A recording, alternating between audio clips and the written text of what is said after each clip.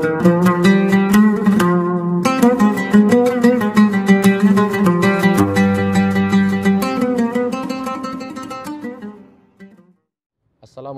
warahmatullahi wabarakatuh. Waalaikumsalam warahmatullahi wabarakatuh. Sobat Tuah dimanapun Anda berada, pada kesempatan hari ini kami berkunjung ke Masjid Raya Al-Osmani yang berada di Pekan Labuhan dalam tujuan rangka untuk silaturahim bersama Ketua Badan Kenaziran Masjid, yaitu Bapak Ustadz Haji Ahmad Fahruni, dan sekaligus beliau adalah Ketua Majelis Ulama Indonesia Medan Labuhan.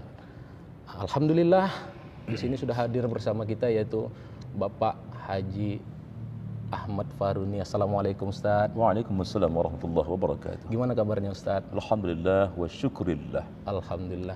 Nah gini Ustaz, kedatangan kami kemari ini ialah salah satunya dalam rangka silaturahim kepada Ustaz, dan juga sekaligus kami ingin bertanya-tanya sedikit tentang historis dan juga sejarah Masjid Al-Osmani ini. Insyaallah. Karena beredar kabar di masyarakat bahwasanya Masjid Al-Osmani ini ialah salah satu bangunan tertua di Kota Medan. Benar sekali. Dan juga peninggalan dari kerajaan-kerajaan Melayu yang ada di Kota Medan. Benar sekali.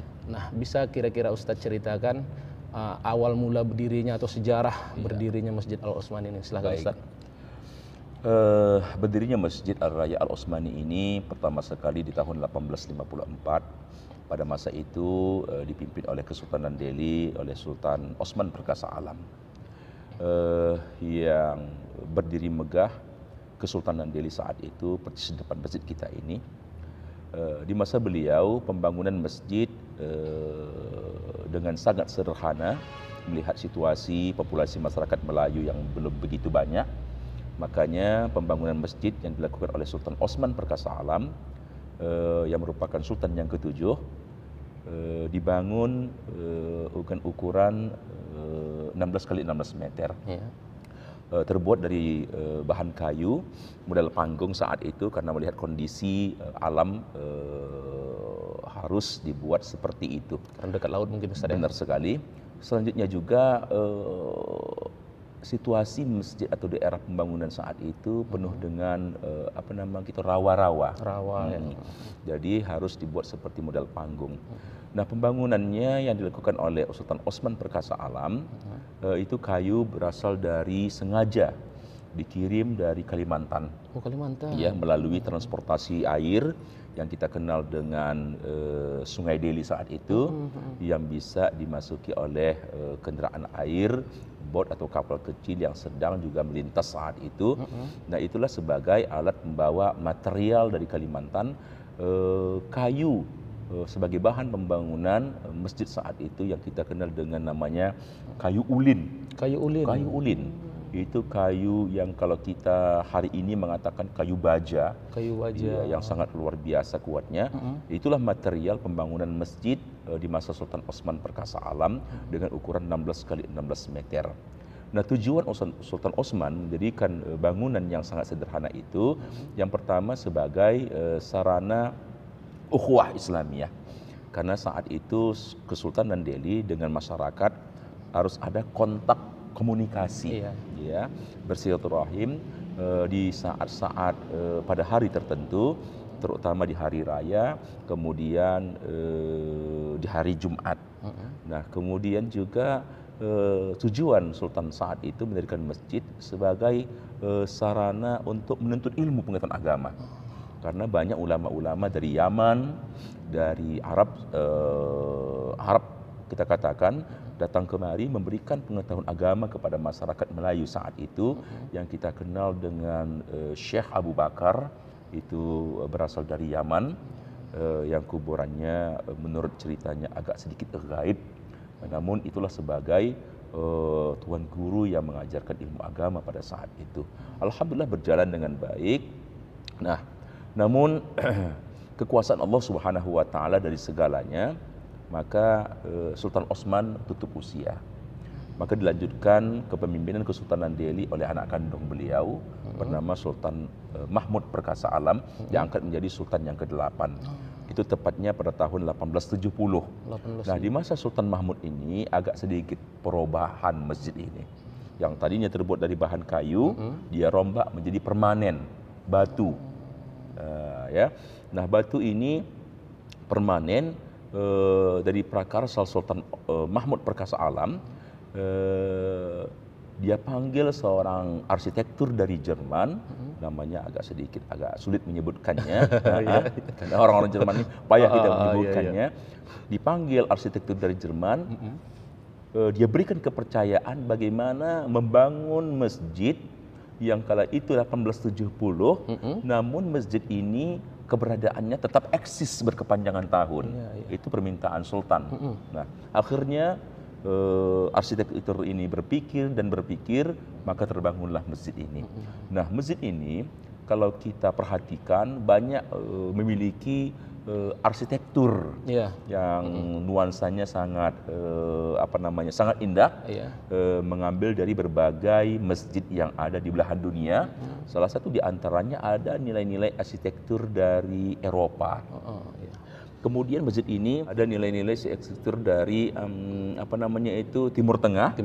Kemudian ada juga nilai arsitektur Hindia, kemudian Cina, kemudian Melayu Delhi keseluruhannya. Nah, kalau kita perhatikan satu persatu dari masjid kita ini, di mana nuansa arsitektur Eropanya, itulah kita lihat bangunan timbulnya itu. Yang kita kenal istilah zaman sekarang ini minimalis.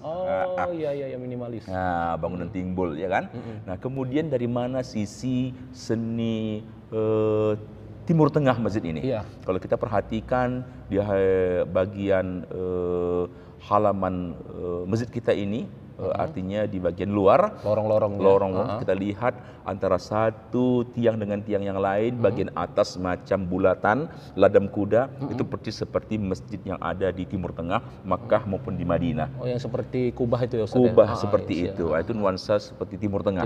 Kemudian juga ada nuansa nilai arsitektur masjid kita ini Hindianya Ustaz. Iya. Kalau kita perhatikan ruangan utama masjid kita ini ada bagian 4 sisi ini, persis kita lihat ornamennya agak melebar ke bawah, merucut ke atas. Itu persis seperti masjid yang bangunan yang di India, Taj Mahal. Iya.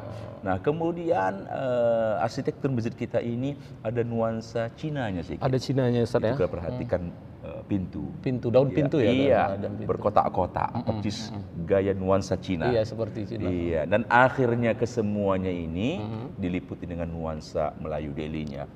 Itulah dia dari segi warna yang dipadu dengan hijau, kuning dan hijau. Kuning menunjukkan filosof sebagai kemuliaan Melayu Delhi-nya, dan hijau sebagai filosof menunjukkan keislamannya. Jadi yakin benarlah kita bahwa Melayu ini sangat menunjung tinggi adat istiadat budaya dan juga agama yang dipegang secara teguh dan kuat seperti itu. Nah, akhirnya pembangunan masjid ini awalnya oleh Sultan Osman, dilanjutkan oleh Sultan Mahmud, maka akhirnya masjid ini dinobatkanlah menjadi Masjid Raya Al-Osmani. Mengingat pelopor yang pertama, pembangunannya pertama itu Sultan Osman Perkasa Alam. Oh, diambil dari nama sultannya. Benar sekali. Nah, Sultan Mahmud, Sultan Osman, kesemuanya itu dikuburkan di depan masjid kita ini. Oh, ada di sini. Ada di sini. Beserta dengan sultan-sultan yang lainnya. Ini sebagai menunjukkan bahwa bukti mereka bahwa di tahun itu mereka sudah berbuat untuk masyarakat, untuk umat. Membuat umat Melayu ini menjadi benar-benar memiliki ilmu agama dan juga benar-benar ada nuansa keagamaan yang sangat kental saat itu. Seperti itu. Ya, terima kasih Ustadz. Nah, Sobat Tuah dimanapun Anda berada, kalau Sobat Tuah nanti jalan-jalan ke Masjid Al-Osmani, dari situ Sobat Tuah menemukan warna yang sungguh dominan, yaitu warna kuning dan juga warna hijau. Nah, kuning itu melambangkan Melayu Delhi dan hijau melambangkan Islam. Nah, karena Melayu ini tidak lepas dari Islam. Benar karena sekali. ada yang mengatakan Ustadz, syarat menjadi orang orang Melayu, yang pertama sekali itu harus beragama Islam. Cantik. Yang kedua bersam adat budaya Melayu, dan yang ketiga berbahasa Melayu, Ustaz. Benar sekali. Jadi ada juga yang mengatakan, pepatah mengatakan, adat bersanding syarak, syarak bersanding kitabullah. Nah itu benar itu, Ustaz. Benar sekali. Nah Ustaz tadi menyinggung bahwasanya pada zaman Sultan yang ke-8, masjid ini dirubah bentuknya menjadi permanen. Iya. Nah, dalam proses pekerjaannya itu atau pembangunannya itu, Ustadz, dibangun dengan apakah dulu dari kuning telur kah atau sudah ada semen pada saat itu? Betul sekali. Nah, memang banyak literatur atau pendapat-pendapat orang tua kita yang kita tanya di masa saat itu. Menurut mereka itu pembangunan masjid ini agak unik dibandingkan dengan masjid-masjid yang lain. Salah satu keunikan di masjid ini bahwa masjid ini tidak memiliki pondasi yang kita katakan pondasi utama blok selop ya, yang dibuat dari bebatuan dan lain sebagainya. Tidak. Pondasi masjid kita ini terbuat dari susunan-susunan rapi kayu. Berarti kayu nih, Ustaz, ya? Benar. Untuk apa itu sebenarnya? Kayu ini sebagai mengantisipasi gempa. Dia kayu yang disusun, papan yang disusun bersifat elastis. Bila ada gempa, dia bermain. Nah, itulah keahlian arsitektur saat itu. Dari Jerman tadi, Ustaz. Benar. Kemudian penguncian dari satu sisi masjid ini dengan yang lain tidak menggunakan besi. Tidak diikat dengan besi itu? Tidak.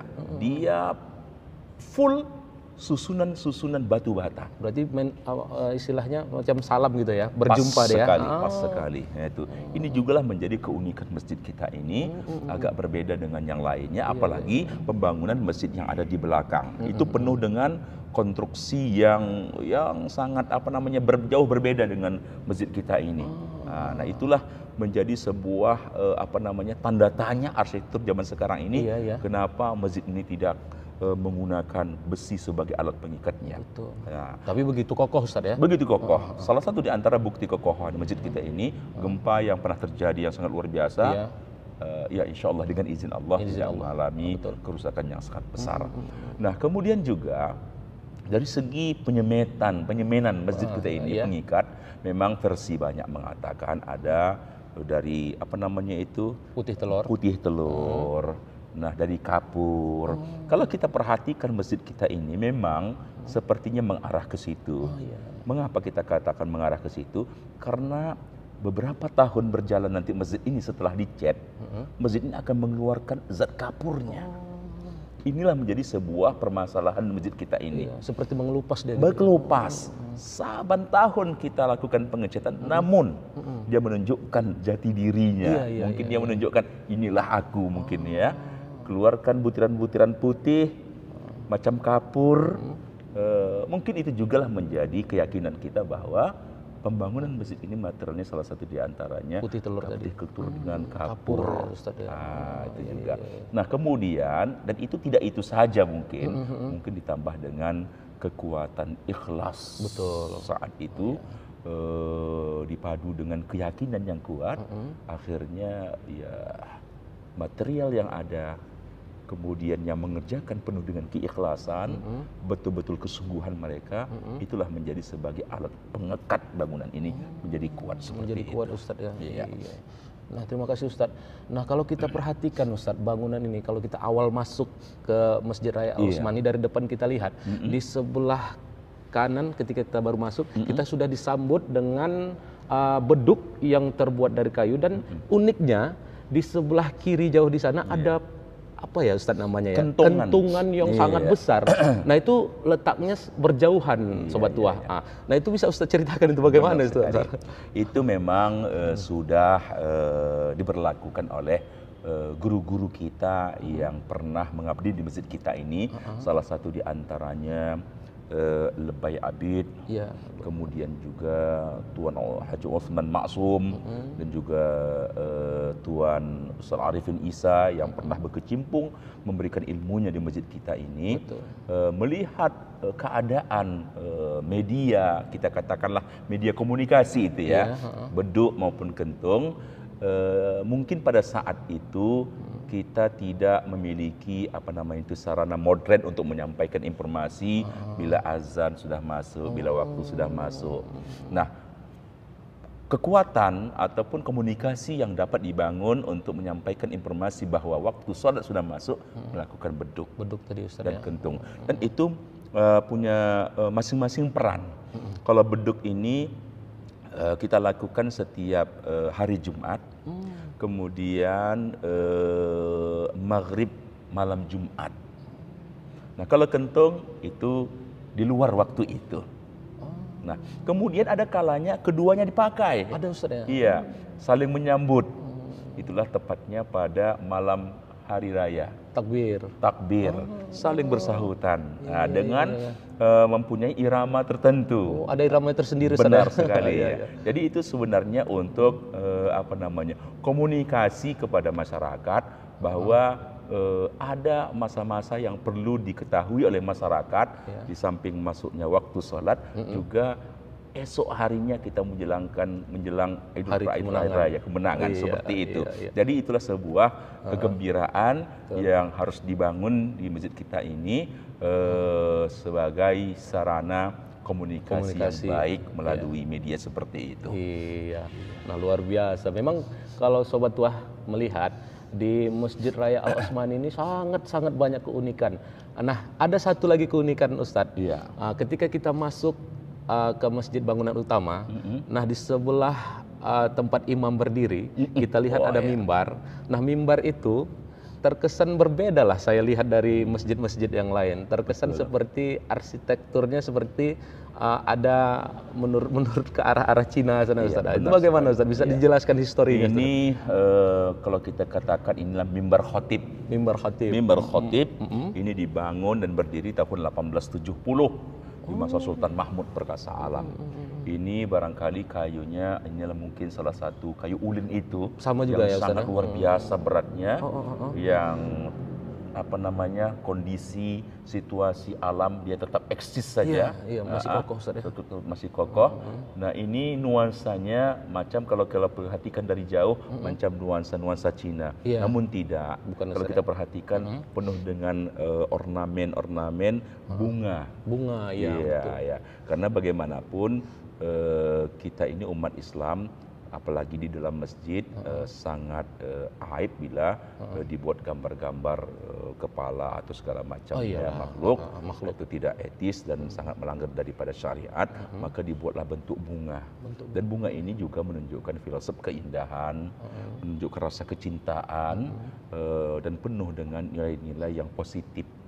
Makanya ornamen yang ditunjukkan oleh mimbar ini penuh dengan nuansa bunga.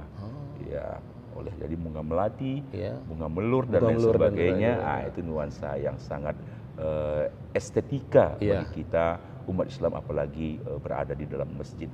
Dan ini usianya cukup lumayan agak lama dan bertahan, tetap kita pelihara 1870 di masa Sultan Mahmud Perkasa Alam, seperti itu. Dan bahannya dengan kayu baja tadi Ustaz ya? Kayu baja, kayu ulin. Nah, kalau beduk tadi baja, bahannya kayu baja juga? Itu luar biasa juga kayunya itu. Tahun 1870 sampai sekarang tetap eksis. Kalau yang kentungan itu tahun 1990-an. Iya.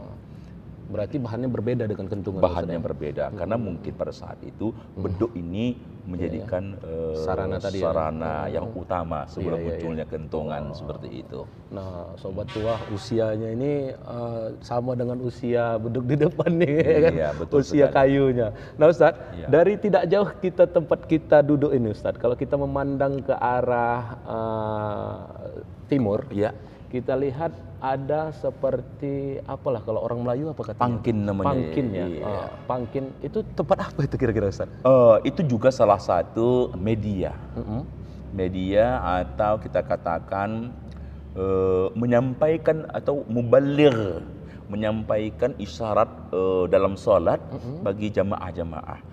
Mungkin saat itu belum ada mic kita supaya mendengar suara imam itu dalam sholat berjamaah, harus dibantu oleh Bilal. Oh, seperti di Arab ya Ustaz Di ya? Arab. Nah, Ya. posisi Bilal itu agak berbeda dengan jemaah yang lain. Betul, betul. Dia harus pada posisi yang Lebih tinggi ya, Ustaz, ya? agar suaranya itu tersampaikan kepada khalayak ramai.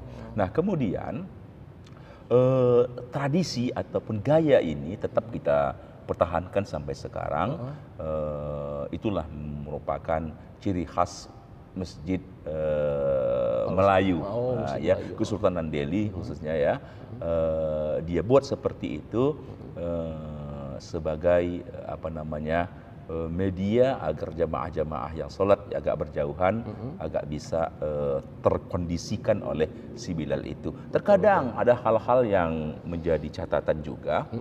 Ada kalanya walaupun zaman sekarang ini sudah ada mic, tapi ada kalanya mic itu tiba-tiba dalam sholat bisa mati, padam dia.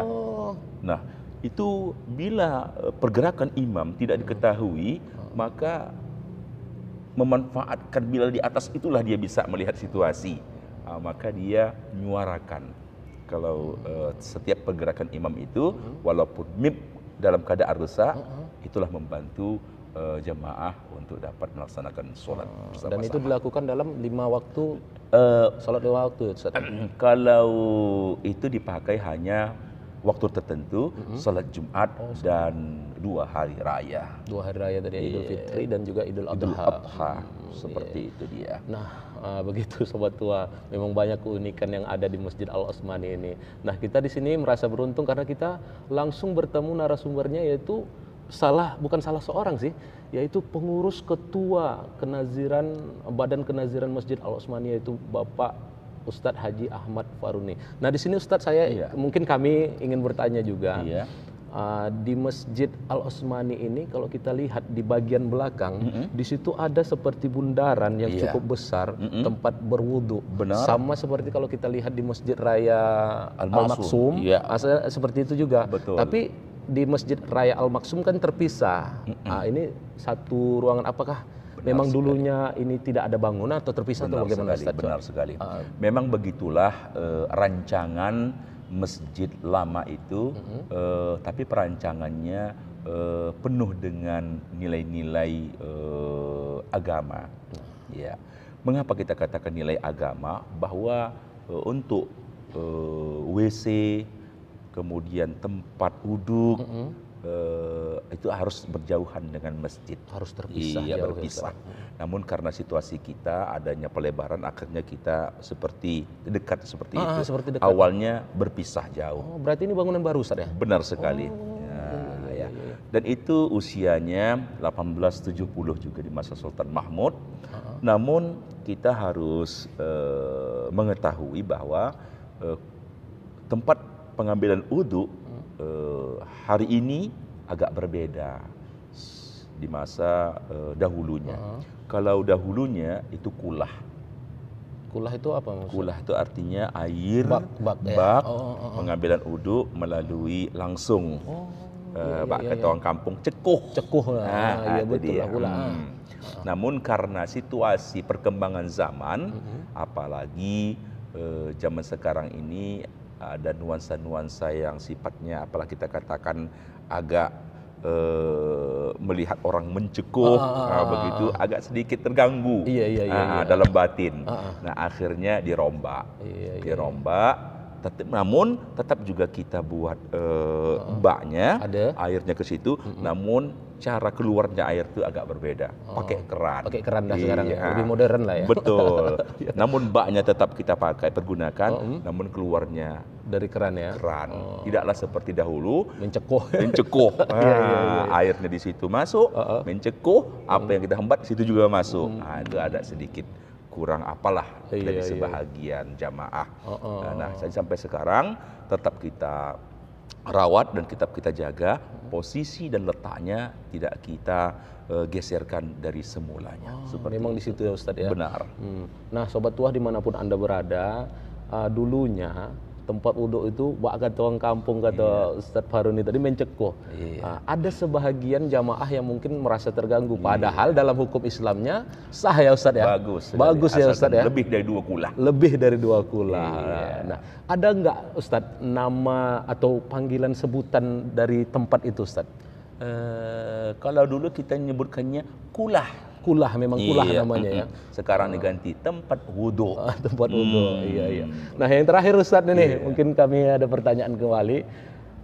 Kita penasaran dengan bangunan bernuansa rumah adat Melayu yang ada di belakang, tepat persis di belakang Masjid Al Utsmani itu. Itu bangunan apa sebenarnya Ustadz? Itu di masa ayahanda almarhum sudah meninggal dunia, ayahanda Bakhtiar Ja'far. Mantan wali kota, ya betul. Pada tahun 1999 saat itu, di masa dia menjadi wali kota, dia berpikir untuk menghidupkan nuansa daerah Melayu ini, dia ciptakan rumah Melayu yang tujuannya untuk anak-anak esok. Jangan sampai nanti keturunan anak Melayu esok tak kenal dengan mana rumah adat Melayu. Oh iya, betul. Iya, Ustaz. Alhamdulillah dengan prakarsa beliau, semoga Allah mengampuninya. Amin ya rabbal. Banyak yang tahu sudah. Ya, masyarakat zaman sekarang ini itulah rumah adat Melayu. Iya. Yang model berkaki, kemudian penuh dengan macam gaya-gayanya lah. Jadi itu juga merupakan prakarsa beliau di saat beliau menjadi wali kota, dan banyak juga pemikiran beliau dan juga sumbangsih beliau, termasuk beliau juga pernah merenovasi masjid kita ini. Ya, di tahun itu dari kebocoran-kebocoran, dari kelapukan-kelapukan, namun tetap diingat setiap kelapukan tapi tidak kita merubah bentuk masjid kita, bentuk aslinya, tetap kita pelihara. Benar. Itu juga di masa ayahanda Bapak Haji Bakhtiar Ja'far. Iya. Jadi sobat Tuhan dimanapun Anda berada, kan ada orang yang penasaran ya kan, kayak mana sih bentuk rumah Melayu? Bagaimana sih bentuk rumah Melayu? Nah, kalau sobat Tuhan penasaran dengan bentuk rumah Melayu, datang langsung ke Masjid Al Utsmani. Karena tepat di belakang Masjid Al Utsmani itu terdapat satu bangunan yaitu rumah adat Melayu lah kalau kita bilangnya Ustaz. Nah, mengenai kalau kita bicara tentang masjid atau bangunan yang sebesar ini Ustaz, apalagi ini bangunan tertua kabarnya di Kota Medan. Benar. Mungkin sudah masuk dalam cagar budaya ya mungkin ya Ustaz ya. Nah yang ingin kami tanyakan ialah biaya perawatan dari Masjid Al Utsmani ini ataukah ditanggung dari Badan Kenaziran, dari masyarakat atau dari pemerintah? Baik. Untuk perawatan masjid kita ini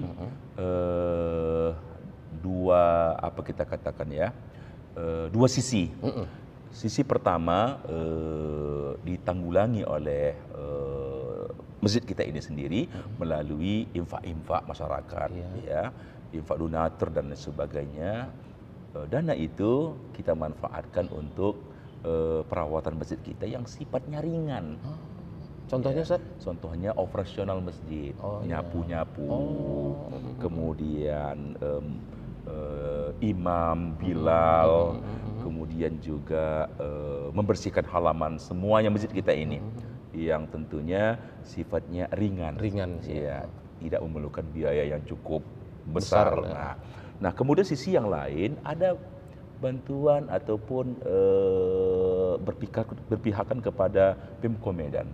Ya, terutama dari Dinas Kebudayaan yang dipimpin oleh Abah Oka Zulfi sebagai Dinas Kebudayaan. Alhamdulillah baru-baru ini beliau mengarahkan perhatiannya terhadap masjid kita ini, karena masjid kita ini sudah termasuk cagar budaya Kota Medan.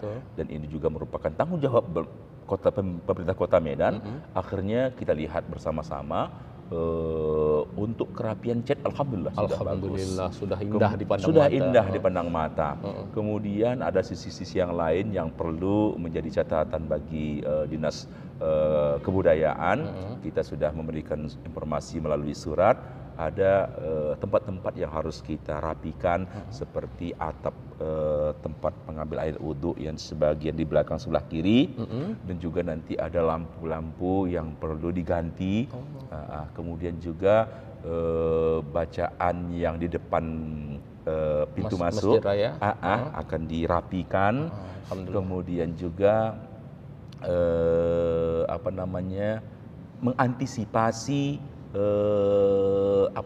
mengantisipasi kekurangan air PAM Tirta Nadi. Kita akan membuat sepertinya air sumur bor. Itu kita buat untuk mengantisipasi ada saatnya air ini macet. Maka untuk mengantisipasi itu kita berupaya membuat air atau sumur bor untuk mengantisipasi dalam melaksanakan mengambil air wudhu. Itu sudah kita pikirkan dan kita sampaikan kepada pemerintah Kota Medan seperti itu. Mungkin itu salah satu harapan juga ya. Harapan dari Ustadz lah sebagai Ketua Badan Kenaziran Masjid Benar Al-Osmani. sekali, ya. Nah, begitu Sobat Tuah dimanapun Anda berada. Dan sebelum kita tutup perbincangan kita atau sembang-sembang kita kepada Ustadz Haji Ahmad Farun ini, ada baiknya Ustadz sebelumnya kita tutup dengan mendoakan para pendiri masjid, para guru-guru kita yang sudah berpulang Ustadz. Kepada Ustadz kami persilahkan. Astaghfirullahaladzim min kulli dzambin azim. Astaghfirullahaladzim. Innallaha ghafurur rahim. Ila hadratin nabiyina Muhammad Mustafa Rasulullah sallallahu alaihi wasallam. Wa thumma ila arwahi man itama'na hahuna bisabaibihim. Wa khususan ila Sultan Osman wa Mahmud Perkasa Alam, wa thumma ila ruhi ghufirallahu lahu Haji Bakhtiar Ja'far, kemudian juga kepada orang-orang yang telah mendahului kita semua dan orang-orang yang memikirkan menyumbangmasihkan harta kekayaannya kepada masjid yang barangkali tak dapat kita sebutkan satu persatu. Mohon kepada Allah Subhanahu wa taala semoga mereka mendapat ridha Allah Subhanahu wa taala. Al-Fatihah. Bismillahirrahmanirrahim. Alhamdulillahirabbil alamin. Arrahmanir rahim. Maliki yaumiddin. Iyyaka na'budu wa iyyaka nasta'in. Ihdinas siratal mustaqim. Siratal ladzina an'amta 'alaihim ghairil maghdubi 'alaihim waladdallin. Amin. Alhamdulillahirabbil alamin. حمدا شاكرين حمدا ناعمين حمدا يوافي نعمه ويكافئ مزيده يا ربنا لك الحمد كما ينبغي لجلال وجهك الكريم وعظيم سلطانك اللهم صل وسلم وبارك على محمد طب القلوب ودوائها وعافية الأبدان وشفائها ونور الأبصار وضيائها وعلى آله وصحبه وبارك وسلم اللهم أحسن عاقبتنا في أمور كلها وعزرنا من خزي الدنيا وعذاب الآخرة اللهم ربنا اغفر لنا ذنوبنا ولوالدينا وارحمهما كما ربيانا صغيرا ولجدنا ولجداتنا ولأستاذنا ولمعلمنا ولمن حضرنا ولمن غاب عنا ولجميع المسلمين والمسلمات والمؤمنين والمؤمنات الأحياء منهم والأموات برحمتك يا أرحم الراحمين اللهم أنزل الرحمة والمغفرة والنعمة على أرواح من اجتمعنا هنا بسببهم يا رب مولانا يا رب العالمين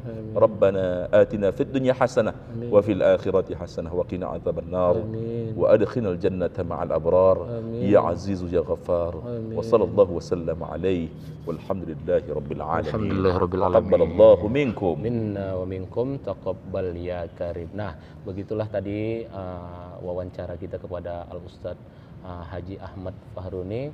Bagi Sobat Tuah yang selama ini penasaran mengatakan bahwasanya kabar beredar di masyarakat Masjid Al-Osmani adalah bangunan tertua, iya benar. Dan juga Masjid Al-Osmani ini adalah salah satu peninggalan dari Kesultanan Delhi, juga benar. Karena kita sudah bertemu langsung bersama narasumber yang mengetahui tentang sejarah Masjid Al-Osmani. Nah, jikalau Sobat Tuah ada pertanyaan seputar Masjid Al-Osmani yang ingin ditanyakan, silahkan tulis di kolom komentar. Nah, kami dari Masjid Raya Al-Osmani pamit undur diri bersama saya Alang Tuah dan juga Bapak Ustadz Haji Ahmad Fahruni. Kita bertemu di video selanjutnya. Assalamualaikum warahmatullahi wabarakatuh. Terima kasih Ustadz.